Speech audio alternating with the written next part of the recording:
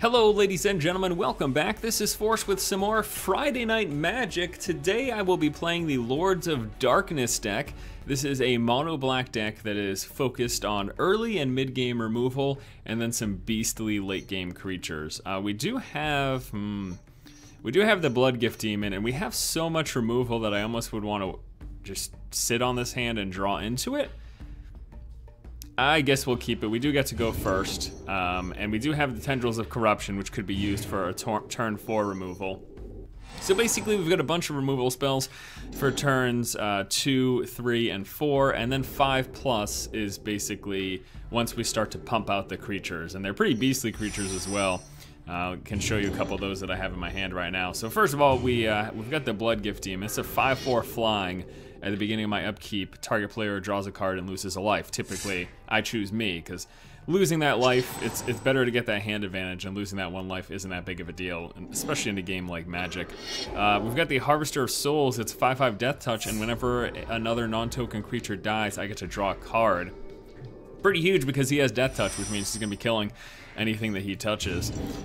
We just drew into the Shadowborn Demon. This is a 5/6 for 5. It's got flying. When it enters the battlefield, I destroy target non-demon creature, and also at the beginning of my upkeep, if I have fewer than 6 creatures in my graveyard, I have to sack a creature. Obviously, that's a pretty big drawback, but... Alright, so he's running the Bushido deck here.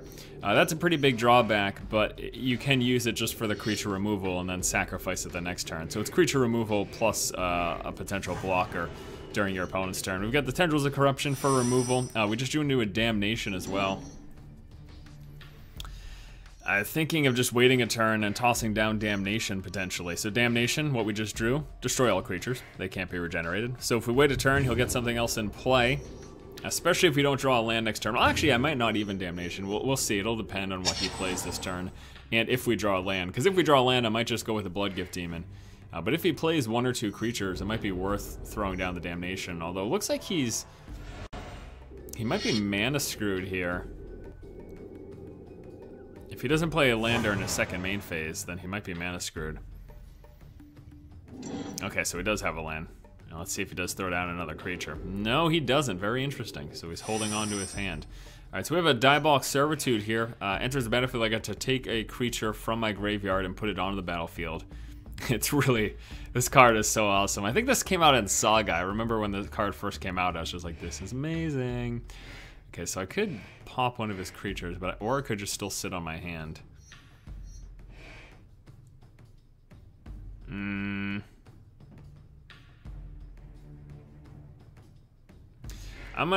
just gonna pass the turn. I don't really want a Tendrils right now. And I don't really want a Damnation either. Now, I'm really interested to see what he's got going on, because he might just be sitting on cards expecting me to have removal, which I, again, certainly do. So he's gonna hit me for another 2. Let's bring me down to 15. And then he does nothing. Alright, well, I drew a land. I'm gonna just throw down a creature. We're gonna throw down the 5/4 flying, I think. Could do Promises of Power, which I could draw 5 cards and lose 5 life, or put an XX into play. X the number of cards in your hand.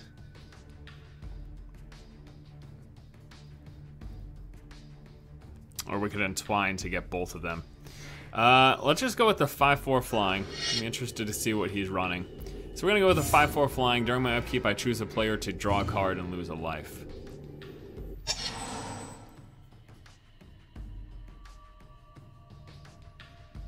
I mean, I could even throw it at him to... Alright, so he's gonna throw down that. It's a 2/2, it's got Bushido of 1. And he won't be attacking, I'm assuming, because I've got that 5/4. Alright, so during my upkeep, I'm gonna choose myself. I draw a card, I lose a life. That brings it up to 7, and then we draw for 8, and I need to get rid of something. And I think we'll do the Tendrils of Corruption. That's gonna give me some life gain here. Or we could do the Shadowborn Demon, destroy his creature with flying, and then hit him for 5 as a result. I might want to save that for something else. Great thing is I can Diabolic Servitude back a creature that we get rid of. Alright, I think we'll throw down the Tendrils of Corruption right now. I'm gonna destroy his creature with flying. I'm gonna gain life equal to the damage dealt, which will be 5, brings me up to 19. Then I'm gonna hit him for 5. This is gonna bring him down to 20 now. We're in sort of a precarious situation because we've been drawing so many more cards than lands. The deck's running 26 lands, which is quite a significant number. He's got a Sword of War and Peace, gives this creature pro from red and white. When it deals damage, he gets extra damage, plus he gains life based on the cards in hand. Alright, so I'm gonna choose myself. We will lose a life. We will draw a card. We've got a Damnation. We also drew a Infernal Tutor. So this is actually no good. I cannot believe how screwed we have been. We're getting no lands whatsoever. This is really kind of crazy, to be honest with you. Well, we could go with this to get that big old token in play. And I think we'll do that. We're gonna promise as a power, we're gonna put the XX token in play. X is equal to the number of cards in hand. I have 8 cards in hand, so there's an 8/8 flying. We're gonna hit him in the air for 5. Now we're gonna have to discard. Again, this is a real big bummer because we wouldn't have to discard. We've been drawing a lot, but we wouldn't have to discard if we weren't. It's kind of crazy.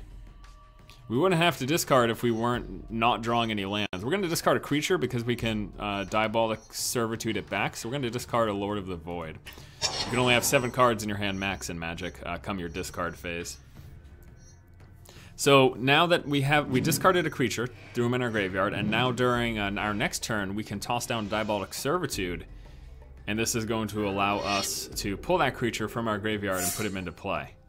Yeah, pretty awesome. Alright, so he just pumped up his creature.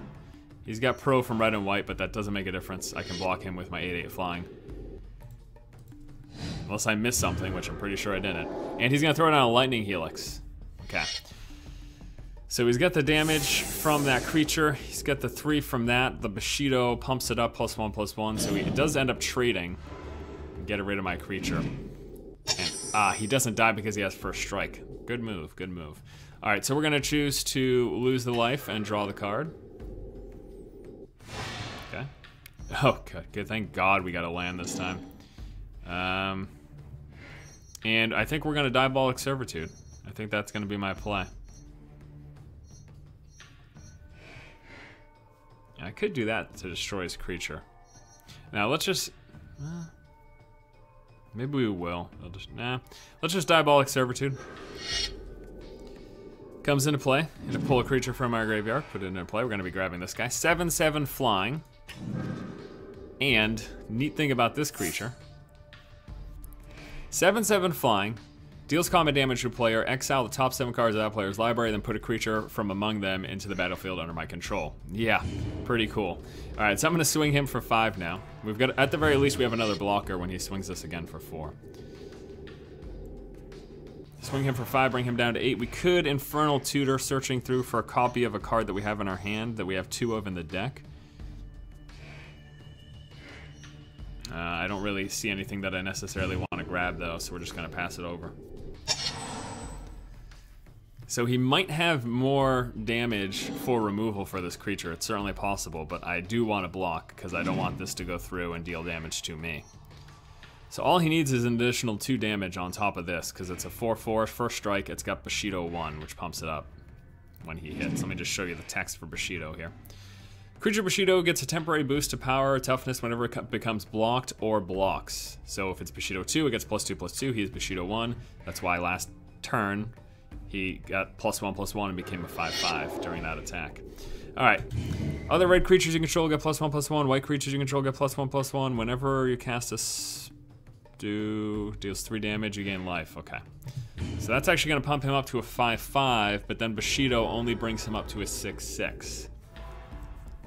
So that means I'm safe to block, as far as I'm aware. So we're going to block his creature. Bushido pumps him up to a 6/6. So I don't know why he attacked with that. That seems strange. He does get the 2 damage through, but probably just because we had Fatal this turn, and maybe he's just like, oh, I might as well do something. Might as well do something better than nothing. And we're gonna swing for the win right here. Here we go. 7 and 5 in the air. He's got no flyers to block, and the first game is in the bag. Let's move on to game number 2. You know, I'm actually astonished that we drew so few lands. Again, the deck is running 26 lands. That is nearly half of the deck. Decks in Magic consisting of 60 cards. It's so unbelievable to me that we drew so few lands. All right, this particular hand actually isn't bad either because we've got some nice earlier removals. So we're gonna go ahead and keep it. So we've got great removal like the Innocent Blood. Each player sacrifices a creature. We also have Graveyard Fetch in the Exhume, so if we can not play anything for the next couple of turns. I mean, I needed to play the lands for the Exhumes, but yeah, I don't know that that's gonna end up working out. I think we're just gonna have to use the Exhume to pull a creature back later in the game. I don't think I wanna... I'd have to not play anything this turn and then the turn after. He's got a 1/1 flying. I could force him to sack it, but... Yeah, you know, I'm just gonna sit on that, and we're gonna roll up to a Damnation, I think. I think that's what we'll do. We've got the third land in our hand, all we need is a fourth one. We're gonna let him get a few creatures in play, and then we're probably gonna toss that Damnation down on one of the turns that he's tapped out. We also have the Mutilate for mass removal as well. Flying, gets +1/+1 as long as you control another blue creature, so it becomes a 2/2. Alright. So he's gonna hit me for 1 right now, and 3 next turn. I could Innocent Blood, he would only sacrifice the 1/1. Also, the Innocent Blood is a sorcery, so I can't like do it during his turn pre-combat or something crazy like that. So we are rolling into the 4 here, so we're just gonna keep going with it. Next turn we'll have 4. If he taps out, we'll probably throw down the Damnation next turn. We'll see though. It'd be awesome if he played 2 creatures this turn. A 1 and a 2 drop or something. Okay, yeah. I need a Damnation because that's crazy. He's got some big damage right now. So this is a slow rolling deck, so you have to worry about fast decks like this. Maybe instead of the Damnation. So I could either Damnation, or I can Mutilate, which will deal minus damage across the board. Let's Mutilate now, while it kills everything in play, because in the future, we could Damnation, and then if we've got less swamps than the power toughness of a creature that he has, right, specifically the toughness, then it wouldn't destroy it. So at least we still have the Damnation play. 2/1. When Pestermite comes into play, you may tap or untap target permanent. It's a very cool card. It's got flash, which means you can play it as an instant. So it's good for like, before you can tap a creature before I'm able to attack with it or something like that. So obviously we don't really want a Damnation right now. We are gonna have the, actually no, we only have 5 right now. We're still a couple turns away from being able to play Lord of the Void. Let me, I'm gonna force him to sacrifice his creature. Because I'm at 14 right now, so I don't want to get hit. This is such a slow rolling deck, and there's a lot of 5-drops in this deck. There's a lot of 5-drop creatures. I just am in the unfortunate position of not possessing one of those right now. I've got my 7-drop, but none of my 5-drops. So kind of hoping that next turn we either draw a 5 or 6-drop creature so we can throw him in play. Here's a 3/2 flying. So many flying creatures this guy has. Okay, there's a land, so we are going to be a Lord of Damnation next turn. A Lord of the Void next turn. A Damnation right now seems like kind of a waste, although it would prevent that damage. Alright, we're going to pass the turn. I don't want to Damnation a single creature. I just really don't want to. That means we're going to be down to 11, though, so this is kind of scary. I really hope he taps out right now, because if he doesn't, then he could be sitting on a counterspell for my Lord of the Void. Alright. Ooh, no. This is terrifying. This is terrifying. He's got 2 lands untapped. He could be sitting on a counterspell for my Lord of the Void. Oh, God. If he does, I can still Exhume it, but then I've got nothing. I've got nothing right now if this happens. We could go with a 5 and then we're sitting on 2 mana, which would mean we could Exhume, but the Exhume would give us nothing. Alright, here we go. Rolling the dice. It lands. Okay, now, the other thing that he has, potentially, is Bounce. something else I have to worry about. I have not played against or played this blue deck in forever, so I really don't recall what it's got, but Sower Temptation ends the battlefield, gain control of target creature as long as Sower Temptation is in the battlefield. Great. He just stole my creature. He hits us for 5. This is looking like a loss. We've got a response to all of this. Like, we've got a play here, but it's not looking good. Okay. So here's our play.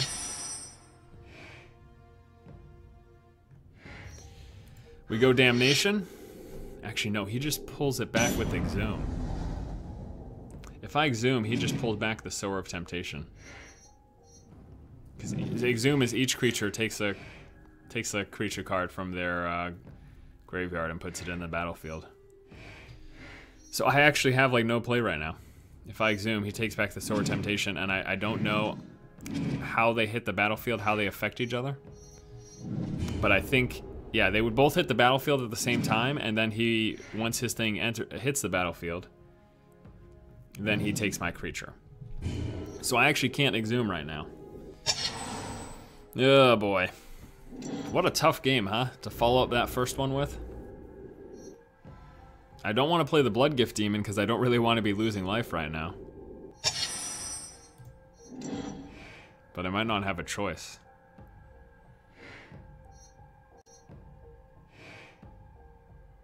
We could put this in play, which would give us a 3/3 demon. Can we entwine it? 5? No, not yet. I don't want to draw 5 cards and lose 5 life though, because I'm at 6. We're gonna try the Bloodgift Demon.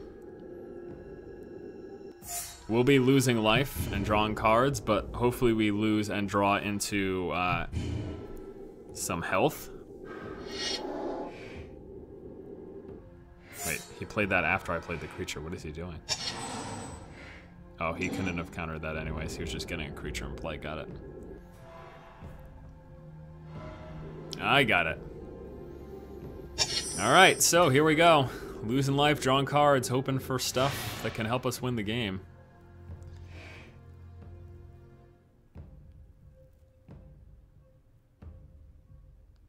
Boy.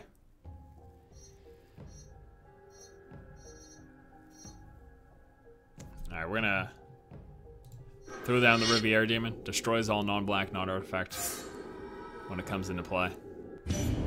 Gets rid of his blocker is basically what I was looking at there, and then we hit him for 5 in the air. So now it's a race basically.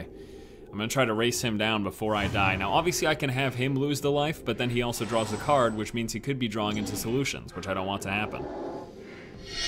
He's gonna Reigns of Power, untap all creatures your opponent controls. You gain control of them until end of turn. They have haste, and he wins the game. So he just took my creatures for the turn, and he's gonna hit me for 11.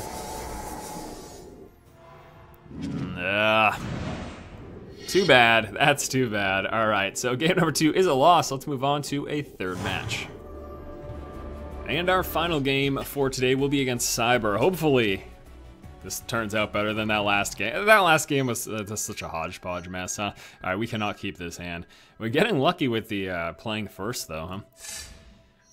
I don't really like this, but I don't want to go down to 6, so we're gonna keep it. You know, we do have the 5-drop, which is really nice. The Lord of the Void, 7-drop, and then we've got the Harrowing Journey. You guys actually haven't seen this yet. Target player draws 3 cards and loses 3 life. So the life loss, pretty consistent theme here in this deck. It's a pretty consistent theme among black, you know, over the years. It's just something, you get a benefit, but you lose some life in the process. And that is offset by life gain that's available on the low. Oh my god, he has to discard? Oh god, this is gonna be a funny game. I've got a feeling this is going to be a very funny game. Look at that deck. Look at that deck. 91 cards remaining. So let me tell you what's going on right now. If you are not familiar with Magic, basically this guy has got way too many cards in his deck, and there's no consistency when something like that happens. That's why you play with 60 cards. You trim your deck down to 60 cards. That's what you play with in standard. There's no consistency. Look at it. He's drawing no lands, and he has to keep discarding cards. Some people might be upset, but I'm totally keeping this game because this is a good learning example for people. I will not be impressed when I win this though, because he is just, he's got way too many cards in his deck and there's zero consistency. I mean, it's not impossible for him to win, but what a terrible start having to discard 2 cards and playing no lands. That's a pretty awful start. All right, so he throws down a 3/3. So what we could do is we could, let's just play our 5/4.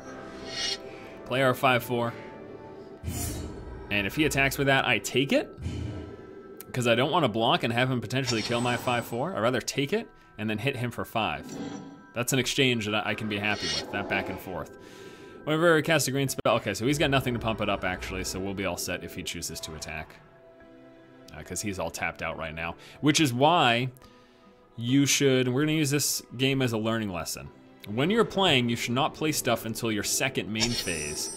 Because of the fact that he tapped out pre-combat, I knew that if he did chose, he could have attacked and I wouldn't have blocked. I would have let that damage go through because of the potential of him pumping it up with an instant. You see what I mean? And then he would have killed my creature. My creature is more valuable to me than taking that 3 damages. You know, that's an exchange that I am okay with, essentially, that I would have been okay with.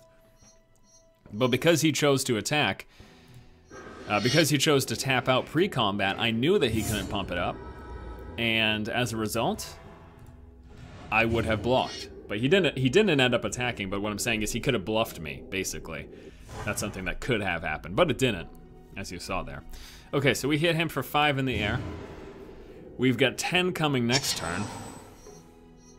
And then the turn after should be fatal. We've got stuff like Diabolic Edict. I could force him to sack a creature. Look how terrifying that picture is, by the way. Isn't that gross? I love Magic cards. The art is so amazing, I think. It's one of the things that I always loved about the game, especially as a kid. I was like, this just looks so good. All right, so he Nature's Lord to pull another land in play. In the process, he gained life from Staff of the Wild for casting a green spell and for force entering the battlefield, so brought him from 15 up to 17 now. We will lose 2 life. We will draw 2 cards. There's 1. There's 2, and then our draw step for 3. We've got 8 in hand, so we need to get rid of something. Otherwise, we'll be forced to discard.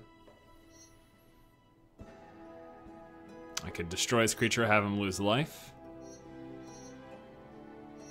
Yeah, we're gonna destroy his creature, have him lose some life.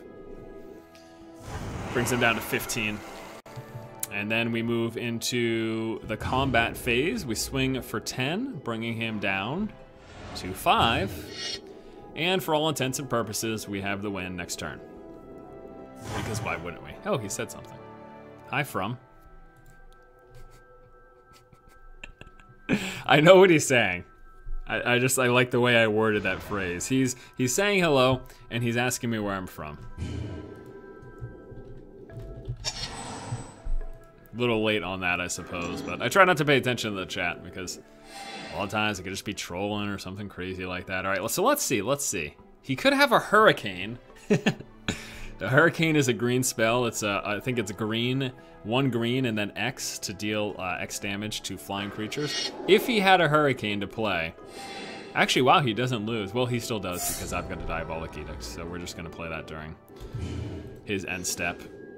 Force him to sack a creature. He's only got 1 creature in play, so he is forced to sack the 1 creature he has.